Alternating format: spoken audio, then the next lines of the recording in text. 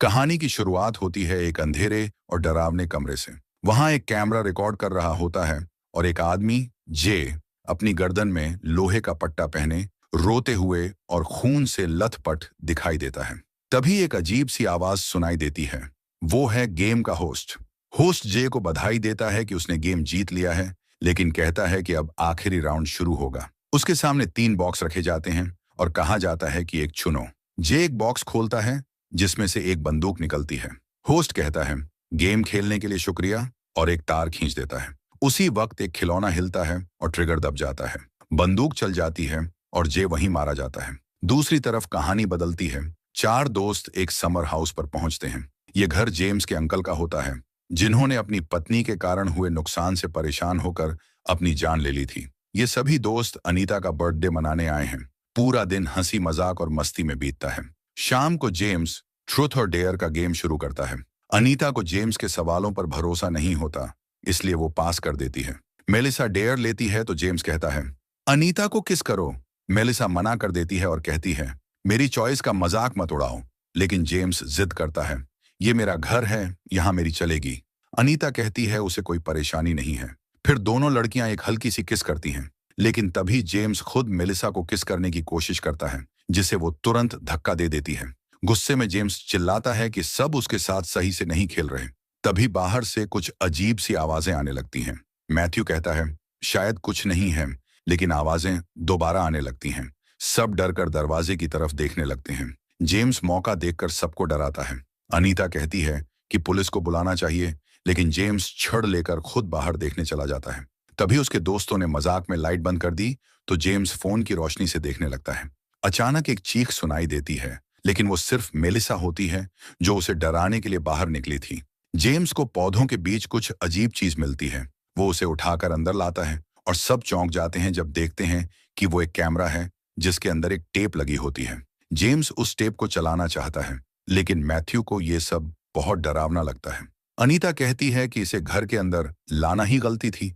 James उसे याद दिलाता है कि ये घर उसका है, तो अनीता गुस्से में कहती है, यहाँ कोई भी तुम्हें सच में पसंद नहीं करता, सब तुम्हारे पैसों की वजह से साथ हैं। ये कहकर अनीता टेप को तोड़ देती है। जेम्स गुस्से में पागल हो जाता है और सब पर चिल्लाने लगता है।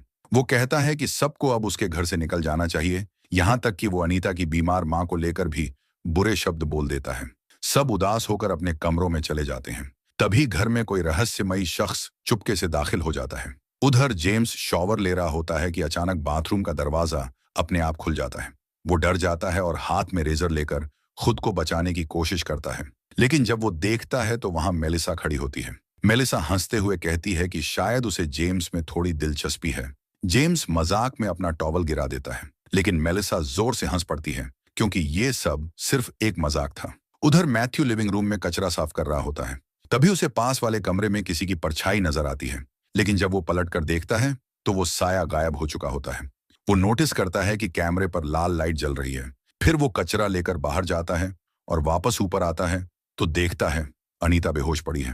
वो भागकर मेलिसा के कमरे में जाता है। वहां भी वही हाल होता है।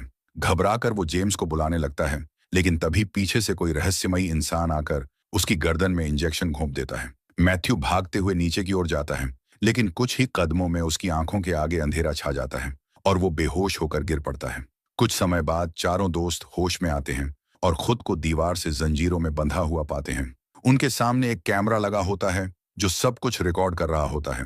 तभी उनका किडनैपर सीटी बजाते हुए कमरे में इधर उधर चीजें सेट करता है और फिर बाहर चला जाता है। जेम्स जंजीरें तोड़ने की कोशिश करता है, लेकिन नाकाम रहता है। उधर वो नकाब पोश आदमी अपने ड्रेसिंग रूम में बैठा सुरक्षा कैमरों से उनकी हालत देखकर मुस्कुरा रहा होता है। थोड़ी देर बाद वो दोबारा कमरे में लौटता है। अब सब उसे साफ साफ देख पाते हैं। वो है बैरी, वही मुखौटा पहने डरावना होस्ट। वो एक बटन दबाता है जिससे जंजीरें थोड़ी और कस जाती हैं। फिर वो काउंटडाउन शुरू करता है और कहता है, शो शुरू होने वाला है। अचानक कमरे की लाइटें जल उठती हैं और उनके सामने कुछ पुतले नजर आते हैं, जिन्हें पब्लिक की तरह सजाया गया होता है। स्पीकर से तालियां और म्यूजिक की आवाज आने लगती है। बैरी अपने नकली दर्शकों के सामने चारों दोस्तों का इंट्रोडक्शन देता है और अनीता हैरान रह जाती है, क्योंकि वो उनकी निजी जिंदगी की बातें भी जानता है। फिर बैरी कहता है, चलो अब पहला गेम खेलते हैं, रॉक पेपर सिजर्स। सब कंफ्यूज हो जाते हैं, तो वो गुस्से में कमर्शियल ब्रेक बोलकर बाहर चला जाता है। ड्रेसिंग रूम में जाकर वो एक दराज से कैंची निकालता है, लेकिन गलती से खुद का हाथ काट लेता है। उधर जेम्स सोचता है कि ये कोई रियलिटी शो का मजाक है, पर अनीता कहती है, अगर शो होता तो हमें बेहोश करने वाली दवा नहीं दी जाती। जेम्स फिर भी जिद करता है कि ये किसी ने प्लान किया है। अनीता उसे याद दिलाती है कि ऐसा प्लान तो सिर्फ तुम ही अफोर्ड कर सकते हो। हाथ पर पट्टी बांधने के बाद बैरी फिर से कमरे में लौटता है। वो सबको आगे आने को कहता है और दोबारा रॉक पेपर सिजर्स खेलने को मजबूर करता है। जब नतीजे गड़बड़ हो जाते हैं तो वो कहता है कि चलो अब लड़कियां पहले खेलें। वो अनीता से कहता है, अगर तुम जीती तो अपना इनाम चुन सकती हो। अनीता पेपर चुनती है और बैरी उंगली से शूट का निशान बनाता है। फिर खुद ही मान लेता है कि उसका मूव गलत था और कहता है, अब तुम अपना इनाम चुनो, कैंची या शूट। अनीता शूट चुनती है, लेकिन जैसे ही मेलिसा की बारी आती है, बैरी कहता है कि उसने पहले राउंड में पेपर चुना था। वो उसे कहता है, मुंह खोलो, फिर एक कार्ड लेकर उसके होंठों के किनारे काट देता है।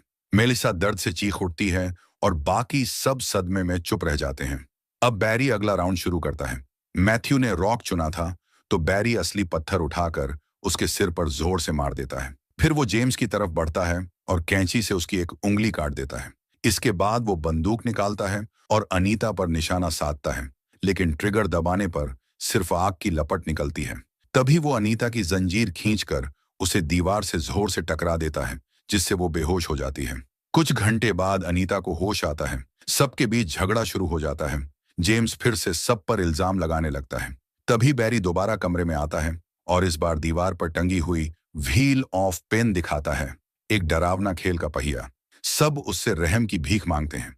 बैरी कहता है, ठीक है, एक बोनस राउंड खेलते हैं। जो अपने सबसे बड़े गुनाह को कबूल करेगा उसे या तो आजादी मिलेगी या मौत। वो सबसे पहले जेम्स से पूछता है। जेम्स चुप रहता है तो बैरी उसकी कमर पर छड़ी से वार करता है। दर्द में चिल्लाते हुए जेम्स बताता है कि एक बार उसका एक्सीडेंट हुआ था। उसके पिता ने उस हादसे की जिम्मेदारी अपने ऊपर ले ली थी, लेकिन जिस कार से टक्कर हुई थी उसमें एक इंसान मर गया था, क्योंकि जेम्स ने कभी एम्बुलेंस नहीं बुलाई। बैरी उससे उस व्यक्ति का नाम पूछता है और जेम्स आखिरकार बोलता है, एशली। अब बैरी अपनी छड़ी अनीता की गर्दन पर रखता है और कहता है, अब तुम्हारी बारी। अनीता कांपते हुए बताती है कि अपनी मां की सर्जरी के लिए पैसों की जरूरत थी, इसलिए उसने एक एडल्ट वेबसाइट बनाई थी। अब उसे उस गलती का गहरा पछतावा है। फिर मैथ्यू बोलता है कि वो ऑनलाइन लोगों को धोखा देता था। उसने कई बार अपने दोस्तों की इंटरनेट गतिविधियां भी देखी हैं। उसने एक बूढ़े जोड़े को भी बेवकूफ बनाकर उनकी पहचान चुरा ली थी, लेकिन पैसे पाने की जगह गलती से सब एक ब्लॉकचेन अकाउंट में भेज दिए। आखिर में मेलिसा बोलती है कि वो एक डॉग शेल्टर में काम करती थी, जहां पैसों की बहुत कमी थी, इसलिए उसने कुछ पिटबुल कुत्तों को डॉग फाइटिंग गैंग को बेच दिया। वो कहती है कि वैसे भी उन्हें मारा जाने वाला था, लेकिन बोलते वक्त उसकी आंखों में पछतावा साफ दिखता है। इसके बाद बैरी मेलिसा से कहता है कि अब वो व्हील ऑफ पेन घुमाए। पहिया रुकते ही एक नया टास्क सामने आता है। बैरी उसे एक व्यू फाइंडर देता है, यानी वो खिलौना जिससे तस्वीरें देखी जाती हैं। उसे कुछ तस्वीरें दिखाई जाएंगी और अगर वो उनमें दिखाए गए 3 मशहूर शहरों के नाम सही बता दे तो वो जीत जाएगी। मेलिसा पहली तस्वीर देखती है और आत्मविश्वास से कहती है, पेरिस। जवाब सही होता है।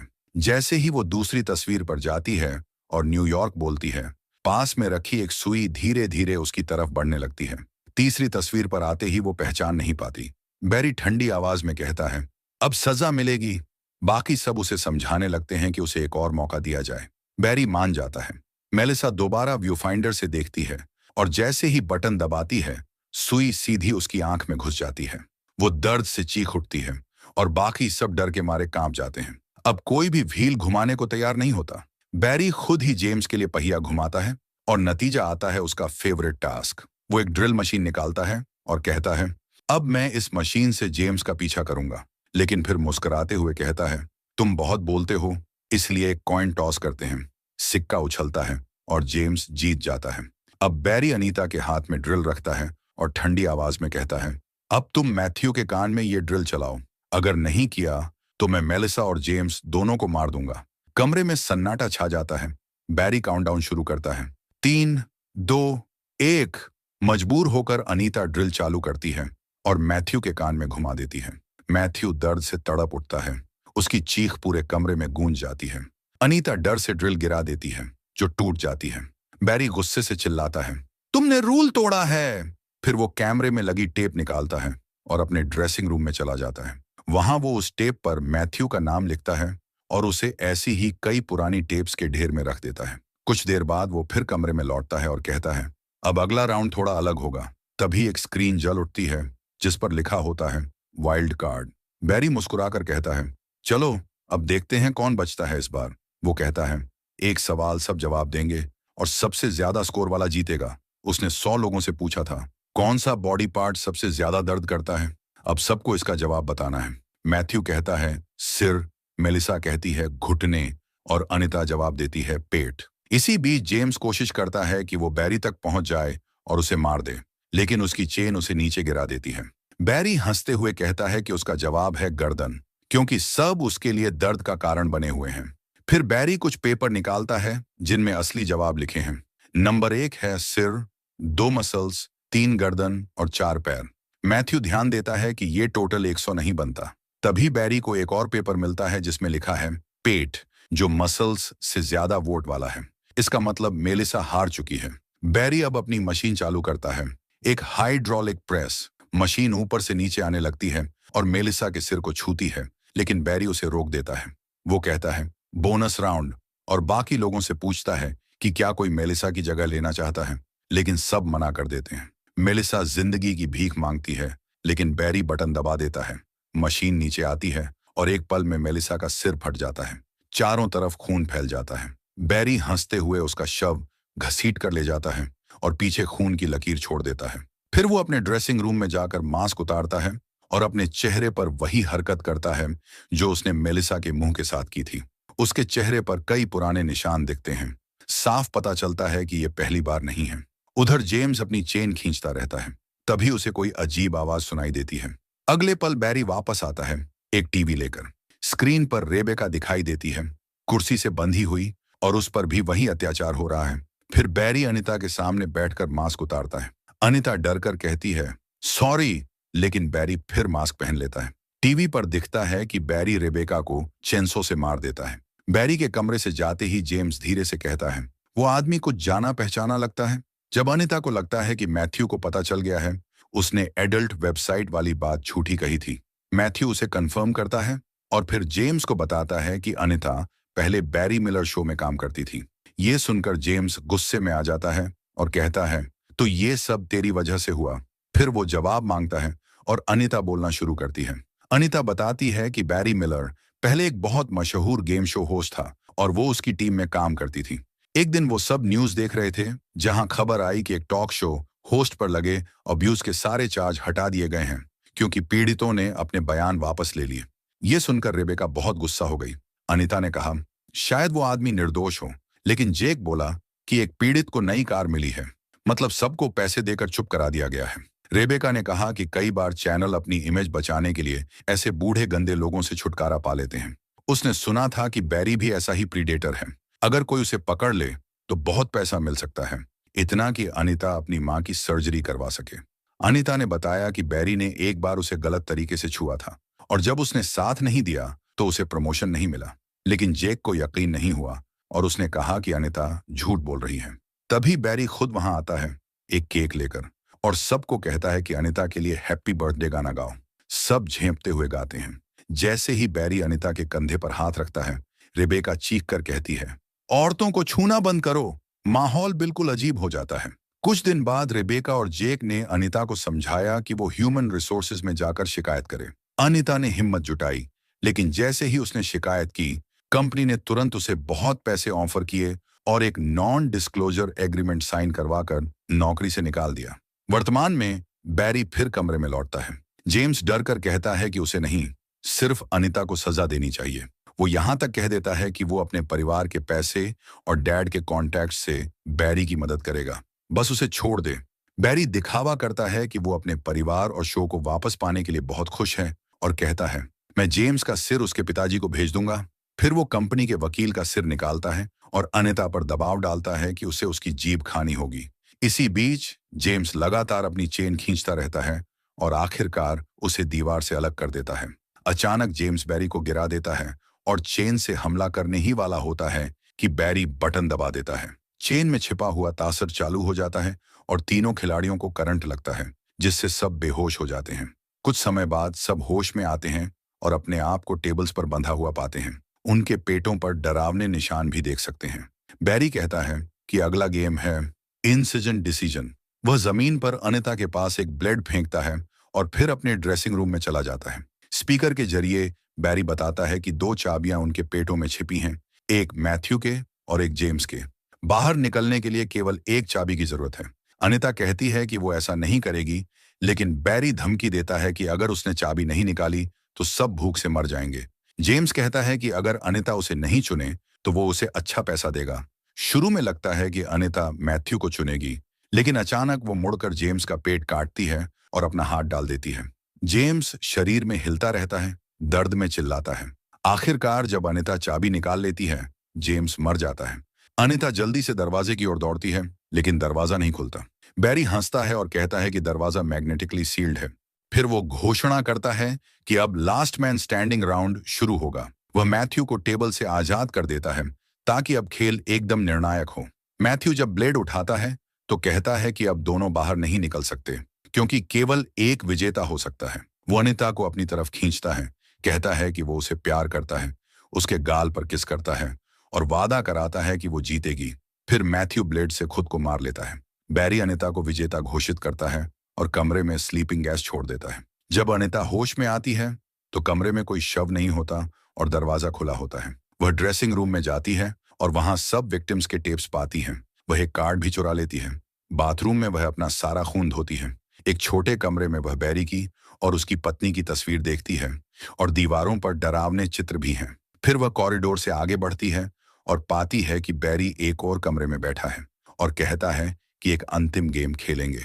डर के मारे अनिता 3 बॉक्सों के सामने बैठती है। जैसे ही बैरी कॉन्फेट्टी बम चालू करता है, अनिता चौंक जाती है। वह सोचती है कि क्या बस यही बैरी है, तो बैरी कहता है, बैरी मर चुका है क्योंकि तुमने उसे मार दिया। अनिता सोचती है कि वह दुनिया को सच बता दे कि उसने झूठ बोला था, लेकिन बैरी कोई प्रतिक्रिया नहीं देता। बैरी गुस्से में अनिता को धमकाता है और कहता है कि एक बॉक्स चुनो, नहीं तो वो उसकी मां को मार देगा।